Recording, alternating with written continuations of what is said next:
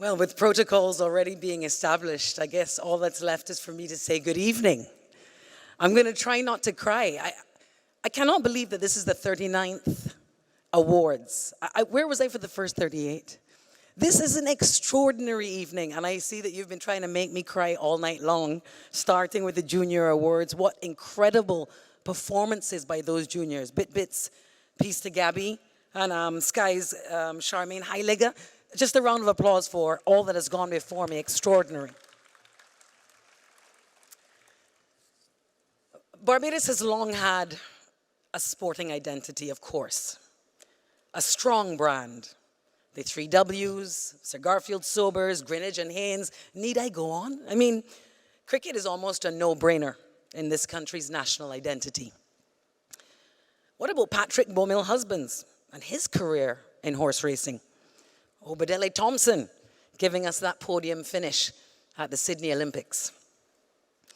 Leah Marvell, she changed our perception of what we could do in the pool. Ronald Suki King, well, he dominated with the drafts.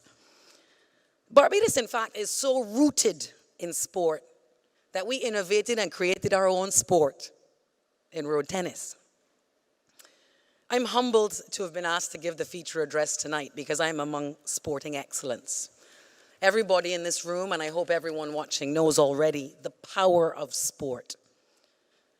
It is a powerful tool. It builds both self and community.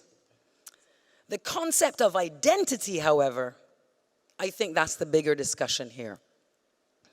Identity refers to our sense of self, a sense of who we are as individuals and as members of social groups. It's a concept much discussed by philosophers and scientists alike, and I believe personally that to know oneself, one's true identity, is a real gift, and it makes for a richer and more fulfilling life. Guys, look, it's not a new idea, is it? The ancient Greeks, the very ones who started the Olympics, they had a philosopher known as Socrates who talked about know thyself. In fact, he went even further. The man was very serious about this, to suggest that the unexamined life is not worth living. But as Barbados is a largely Christian country, let me cite Lamentations 3:40. Let us test and examine our ways, and let us return to the Lord. He invites you to get quiet and take time to seek God and know thyself. Somebody sent help for Salt because he's fainted that I put in a Bible reference. I know he's fainted in the back. When we talk about identity, guys, what or who we are, well, we of course are many things, aren't we? Identity is both who you think you are and arguably who people think you are. For example, I grew up identifying calm and confident as a black woman. But I've been made to rethink that position over the years as a mixed-raced person. I have changed my claim now to woman of color. If you ask me about my identity in 5 words, it goes as follows. 1, I'm a Jordan. 2, I'm a Barbadian. 3, I'm a West Indian. 4, I'm an athlete. And 5, I'm a woman of color. All 5 of those aspects of my identity have been developed, influenced, and enhanced through sport. I'm first a Jordan. My Barbadian family is very close, and they've been applying themselves for 3 generations before me. So by the time my father came around, being an all-rounder and being very good at many things became an expectation. And so, as well as our academics, we were encouraged to pursue many sports and compete in them. He believed that competing in sports at a high level developed you in many important ways. You have to create the time to train and practice, as well as get accustomed to the mental and emotional aspects of competition. You learn to win and lose, both with humility. My dad was a giant among men. He played football, cricket, and was a track athlete for the Lodge School. But the sport that came to define him in his life was golf. And he represented Barbados both on and off the golf course for decades. In fact, when I moved to Jamaica, some of you will know that I moved to Jamaica to work on Sports Max. The Jordan family already had a sporting identity, as my father, my brother, and my sister were respected golfers on the regional circuit long before I got there. In fact, I'll tell you a funny story. When I first moved to Jamaica, the first time I met Mr. Michael Hall, he's now the director of the CPL. Some of you will know him from sports across the region. I didn't know him at the time, and he was walking towards me and smiling, you know. And I thought to myself, I really reached now, boy. I'm a regional celebrity. He know me from the television. He come to tell me something about my show. The man walked up to me and said, you have a sister who plays golf? Yes, I do. Shame. Secondly, I am a Bajan. I'm a Barbadian. Barbados is an ideal place to play sport. We heard the Honorable Minister mention it earlier. I mean, 365 days of balmy weather. We don't know how lucky we are. I first represented the country at 8 years old at a regional swim meet in Trinidad and Tobago. I came out of the Alpha Swim Club. It's a wonderful club that unearthed a generation of black swimmers in this country early on. Breaststroke was my discipline. And I, ladies and gentlemen, was the 8 and under 50-meter champion of the country. You can clap for that. You can clap for that. So as you can imagine, my confidence as a youngster was sky high from then. I went on my first overseas trip to the same Trinidad when I was 8 years old. It was the first time I'd left my parents. It was a big deal. But luckily for me, I was the Barbados national champion, so I was just going to mash up people, right? I want to tell you all, I had the race of my life, and it went a bit like this. Swimmers, take your marks. Beep. I got a good start. Boom, pull, kick to the surface. And as far as I was concerned, I was perfect form down the road. I was even imagining Doc Mosley's call, go.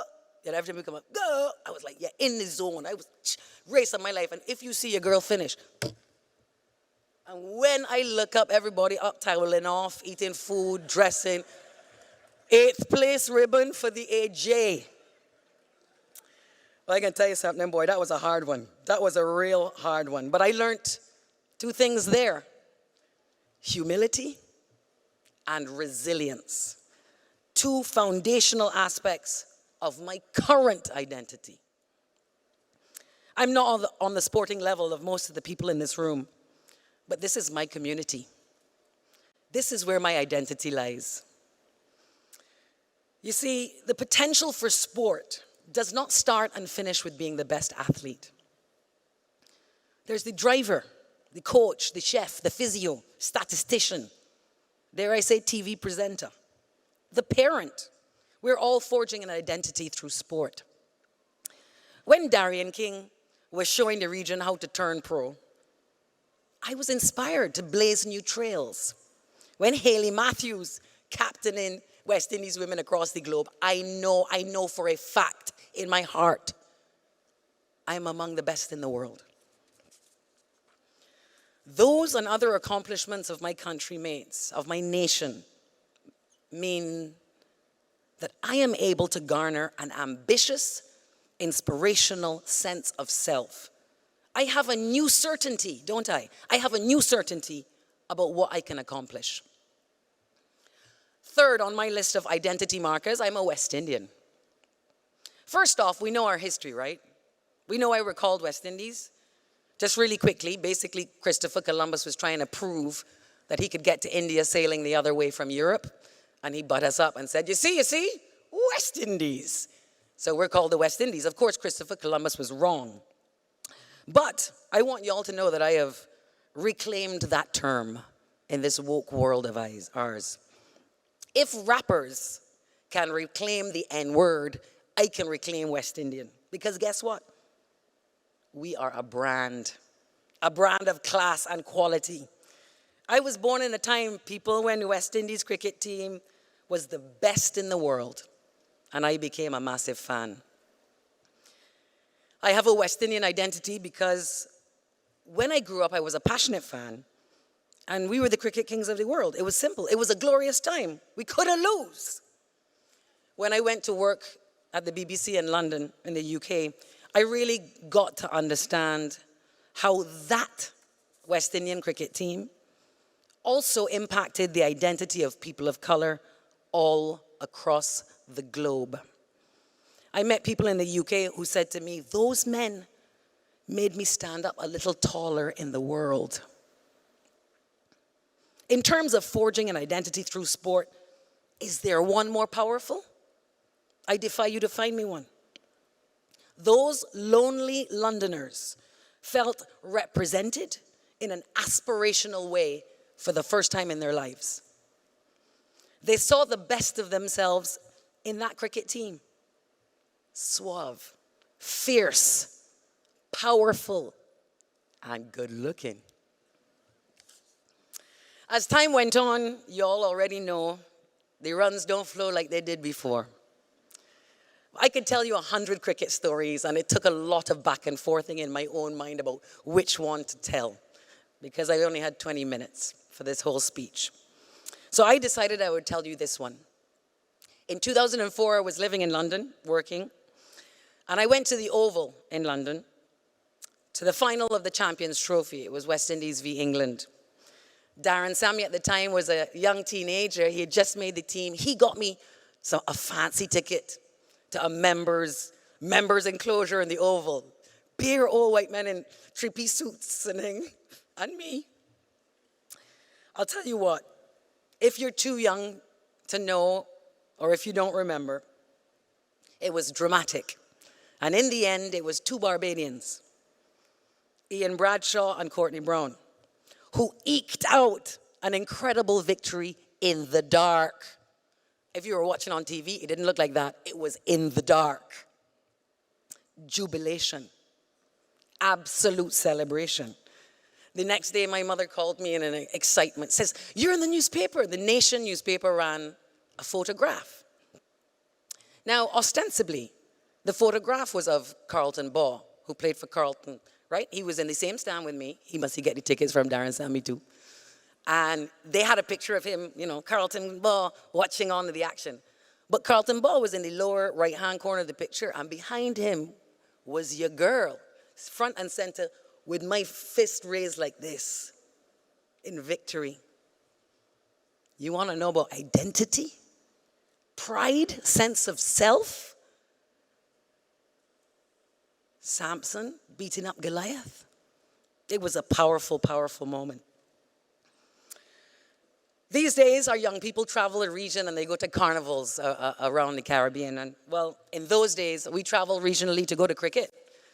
I remember going to Grenada, and Tal Pri, the artist, was in the stands chanting with us and everything. And I remember thinking the opponents had no chance. Not with us at our highest powers in the stand. That 12th man, or woman in this case, I felt like I controlled the game. I was invested in my team. I was a West Indian. Essentially, it was basically carnival, if I'm honest, at the cricket. Because we were singing and dancing to our own music at all times while mashing up sides. It was the best of days. Number 4, I am an athlete. You'll notice this comes far down the line. The word is low down the list because I am a very amateur athlete. And I want to say again, very amateur, especially in this company. I have a particular deference in this room because there's some really fine, high-quality, high-class athletes I've seen in here tonight, and some of them not even finished school. Although I did not reach those heights, sport came to define a big part of my identity. On the Barbados national squash team, first of all, big up my girls for winning the award there. When I was on the squash team, I always played number 3 or 4 out of 5 of us. I was never the best. Those 2 girls would mash me up in 10 seconds. But my captain, who was Karen Meekins, a one-time recipient of Sports Personality of the Year at these very awards, she came to me one day, because we were in a spot of bother, trying to win a tie. I think it was against Guyana, and we were tied to all. So she said to me, Alex, I know you think you're not the best player. I know you think, but I choose you. I choose you to play this tie because I know you can find ways to win. Essentially, she thought I had heart. That's who I was to my team. They believed in my grit and in my determination. I was a member of a team that saw my strength. And guess what? It helped me to see it too. Who are you on your team? What does your team mean to you? These things shape and shift your identity. They ground you in a sense of self.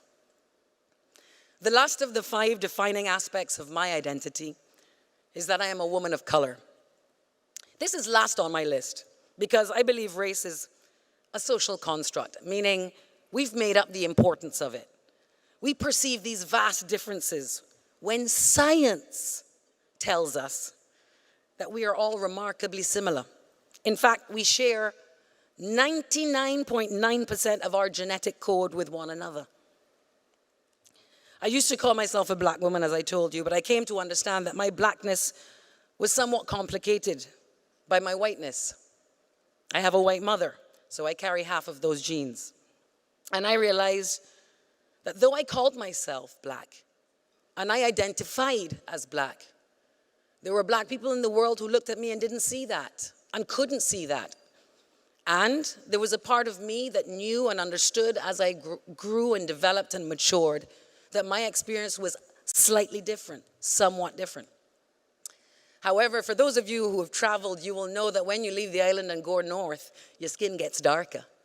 So now I am a woman of color, and I work in a very, I would say, male and white-dominated world of sports television. I take my knocks, and I get my breaks. Barbados, if we accept that a positive, strong identity is the basis of a powerful life, what are your 5 identifiers? And beyond that, how do those 5 fit into who we are as a sporting nation? Who are we? Who do we want to be? Our identity is our brand. You know, Brazil, you know them for football, for the pretty football, the samba, huh? No question. Jamaica, them dealing speed. Hashtag speed. Guess what? These days, we get to choose our identity. We get to choose our brand. Who do you want to show up as in the world? You get to choose who you want to be. You get to dream about who you could be. I want to finish by appealing to our nation to tell more of our stories. The Honorable Minister called on the private sector for more investment, and I lend my voice. Congratulations, Signia. We're coming back to you again for more. In order for us to really know ourselves and respect ourselves and feel pride in ourselves, we have to know ourselves. And how can we know ourselves if we don't tell our stories? We have to cement who we are into our consciousness. Barbados, we making sport with sport. We say we understand how rich an industry it is and how successful it is in developing our youth and our nation.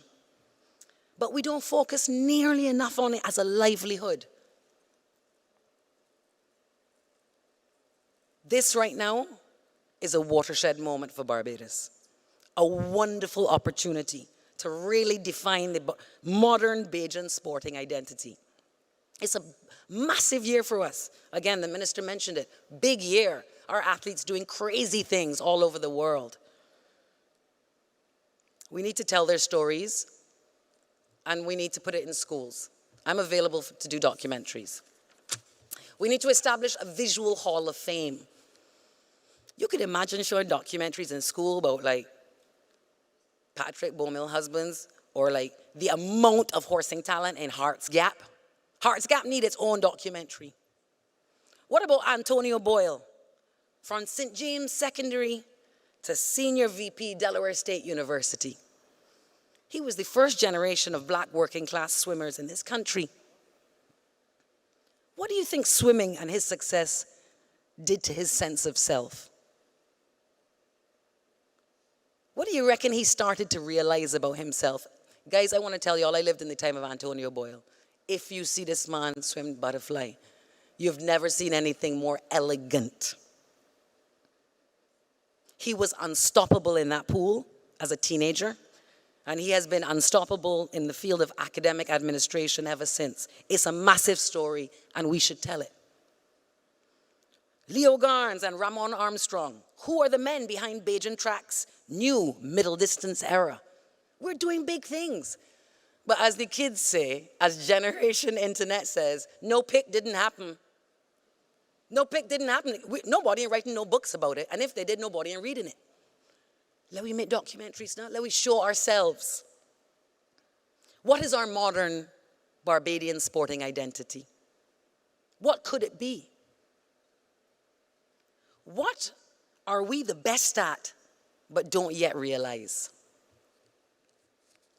Together, guys, we can cement our sporting identity and use it to propel us forward so that we as a nation can keep punching above our weight. I'm honored to have been asked to speak. Thank you.